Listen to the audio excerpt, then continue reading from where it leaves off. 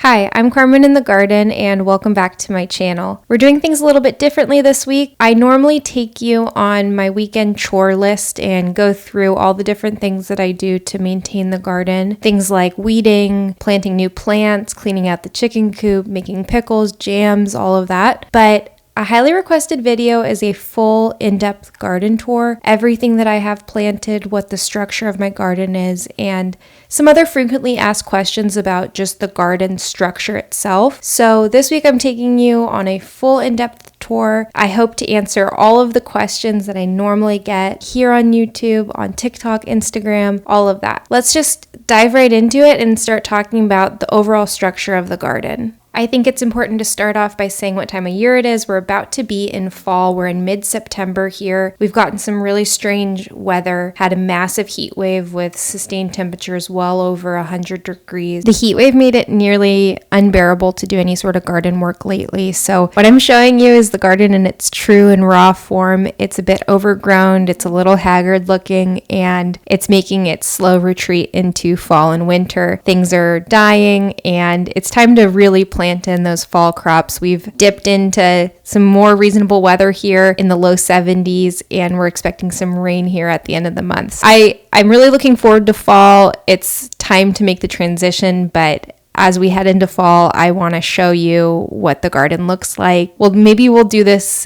every season or so, or during every seasonal transition. So maybe at the end of winter, I'll do one into spring, summer, just so you can kind of see the juxtaposition and just the different states of the garden. It's always interesting to see how it changes over the year. Okay, so getting into the basic structure of the garden. My garden that I normally show is in my front yard. So this program that I use right now is called Garden Planner. It's through, I think, Farmer's Almanac. And it's what I use to plan out my garden, or if I'm ever helping out a friend or family member with their garden, it's my preferred website to use to plan everything out. They kind of show you what spacing is recommended for each thing and when it should be planted in the ground in your specific area. It's really easy to manipulate this too and kind of drag and drop, and it gives you a full planting schedule as well. So as I said, the garden is in my front yard. So when you first walk into my front yard, you'll be greeted with my fruit trees. And the way that I had set up this garden is to have the vegetable raised beds to be surrounded by fruit trees. Fruit trees are a longer haul investment. I planted these almost 2.5 years ago, and I have harvested a modest amount of fruit from them, but by no means anything sizable. So I'm hoping in the next year, next spring, summer, I'll actually have a crop of fruit from my trees. And so starting with the fruit trees, I have an Anna apple, which is a type of apple that's actually suited for Southern California or warmer climates that don't get as much chill hours. A lot of fruit trees actually need a specific amount of frozen or chill hours in order to produce fruit or be successful in the climate. And the next fruit tree that I have here is a wonderful pomegranate, and I'm growing it kind of like a bush variety. I'm not training it like a conventional tree. I just kind of want it to grow wildly in between my other fruit trees that I have grown in this front patch here. The next fruit tree that I have is a brown turkey fig tree, which I actually harvested probably maybe a dozen this year. I got to enjoy some, and so did the chickens. I have another wonderful pomegranate tree / shrub bush sort of situation there, and I have not got any fruit or flowers on pomegranate, but hopefully next spring, summer, and hopefully something in the fall to harvest. And then the next tree that I have is a Pakistan mulberry tree. I am so thrilled with how well this tree has done in my front yard. It has grown so crazy. We've pruned it multiple times, and I've got a modest amount of fruit on it, but the birds and the squirrels get to it nearly every single time before I can get to it. So I'm not really sure what to do with that or what to make of that. But one of the things that I'm considering getting are silkworms. Silkworms only eat fresh mulberry leaves. The next fruit that I have here is actually not in the ground yet. I used to have this large fountain in this area, but we took out the fountain and I've been working on the soil here a little bit. And I think I want to plant this winter a white nectarine tree, a dwarf sized tree. And then the last fruit tree that I have on this side is a weeping Santa Rosa plum tree. And underneath it, I have some native sage grown underneath it, as well as some cottage flowers. Along the front border of my garden, I actually have my chicken coop and chicken run. I have 4 chickens. They're all about 3 years old and they're all different breeds, and they are such a delight to have in the garden. Not only do they lay eggs, but they also compost a lot of the garden scraps or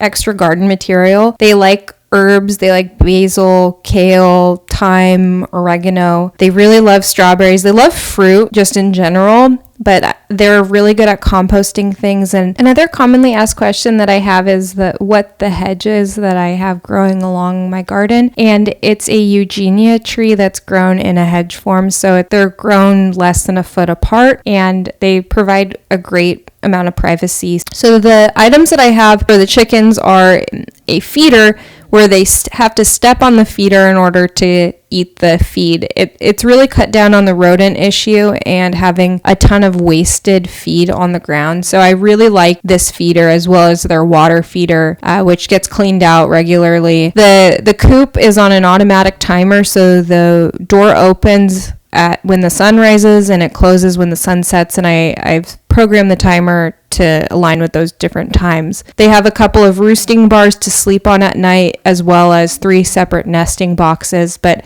as you can see by the amount of feathers in the run and in the coop, they're starting to molt and make, the retreat into fall and winter, where they start to lay less and less eggs. Chickens need a specific amount of hours of sunlight in order to lay eggs, and they have really started to wind down. This is the first egg that I think I've got in the past 2 to 3 weeks from the chickens. That and the heat wave that we're having has probably caused a decent amount of stress on them and has caused them to stop laying as many eggs. Moving on to the other set of fruit trees, I have lavender flanking one side of the fruit trees and then rosemary on the other side. Both of these have been really great for pollinators, bees. They really love the blossoms on the lavender and the rosemary as well. It also just makes the garden smell really good.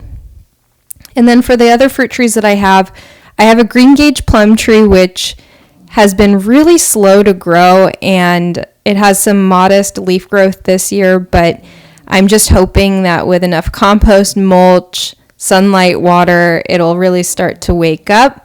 Moving on, I have a Fuerte avocado and a Hass avocado, which have done pretty well up until the heat wave. I noticed that a lot of the leaves got dried out, and with the water restrictions, we've really had to cut back on the water that they get. For avocados, you have to plant 2 different types, a type A and a type B, and they pollinate each other.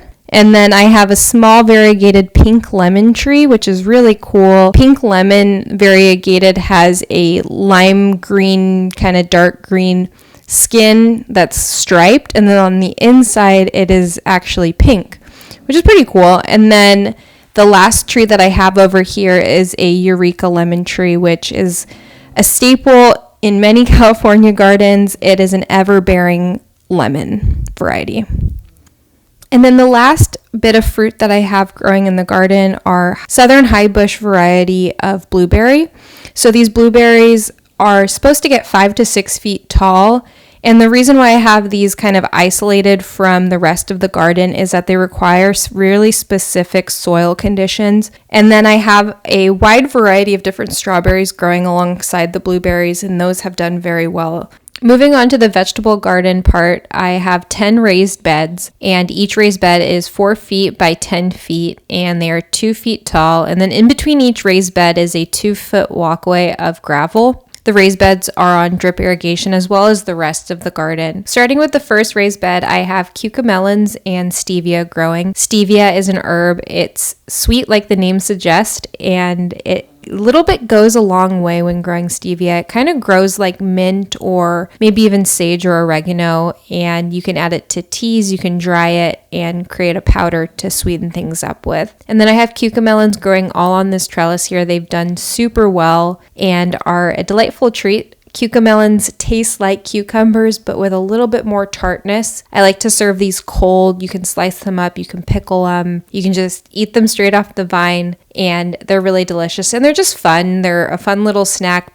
You can't really get them at farmers markets, and I've never seen them at a grocery store. So they're easy to grow, and everybody, it's kind of like a novel thing to grow in the garden, and it attracts a lot of attention from people. In the next raised bed, I have all black-eyed peas growing here, and it's my first time growing black-eyed peas. I was able to harvest a solid handful of them the other day. The next raised bed is kind of an experimental raised bed, as it's all things that I have not grown before. So I have Korean gold sweet potatoes. I've already harvested a number of those and they were sweet. Another thing that I'm growing in here is sugar cane. I also have yucca or cassava and ube. All three of those things I should be able to harvest in spring, summer of next year. The sugar cane, I can make a juice or maybe even dehydrate the juice and create my own sugar. The next raised bed is really a hot mess express. I had corn growing here. It was doing very well. I harvested several ears of corn, and then we had a pretty big storm.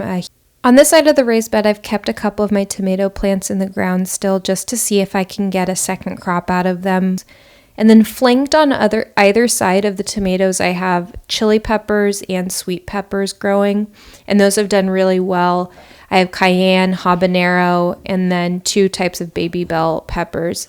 And then on either side of the peppers, I have a green basil variety as well as a purple basil variety. And one of the questions I get asked a lot is how I can grow my basil so big. And one of the things that I do is I pinch it back regularly so I don't let it get to flower. And also it's loved the heat, and it'll probably start to die down here when the temperatures get colder. In the next raised bed, I have a ton of tomatillos. These have been such a delight to have, and they are great. I've made salsas and stews mostly out of those. And I also have a zucchini plant, Swiss chard, some chili peppers, and then a watermelon plant where I harvested my first and only watermelon probably of the year from it. And it was pretty good. It was a yellow variety. It wasn't super sweet, but next year I'm hoping to put a lot more attention into growing melons. In the next raised bed, I have a ton of kale.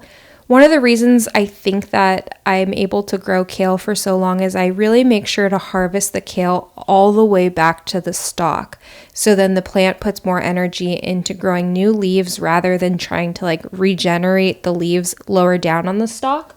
And then in the other half of this raised bed, I have a number of winter squash growing. In the next raised bed, I just cleaned this out. I had a lot of tomato plants growing in here, and I cleaned that out, and I need to top off the soil, add some compost, and probably will plant cabbages in this raised bed. I have a bit of thyme and oregano that needs to be cut back. They grow super vigorously in this raised bed, but it's a delight to have, and there's no shortage of thyme. And I also have chili peppers on either side of the raised bed. In this next raised bed, I have radicchio growing and some indigo. Indigo, as the name suggests, is a dye plant that I have growing. It kind of grows like basil, where it likes to be pinched back regularly. The next raised bed is a delight. It's a mixture of asparagus, artichokes, and fennel. And this raised bed is kind of a perennial raised bed where the fennel is self-seeding. It kind of grows like a weed in my garden almost. And then the artichokes are perennial to a certain extent. And then the asparagus, I will be harvesting my first asparagus this next spring. You're supposed to wait until your 3rd season to harvest asparagus. Asparagus will send out shoots each year, and the reason why you don't want to harvest it till your 3rd year is that it's spending energy to grow its root system and send out more shoots the following year. In the next raised bed, I have some chives, perennial onions, and then 2 tomatillo plants, a massive squash plant, and some radicchio.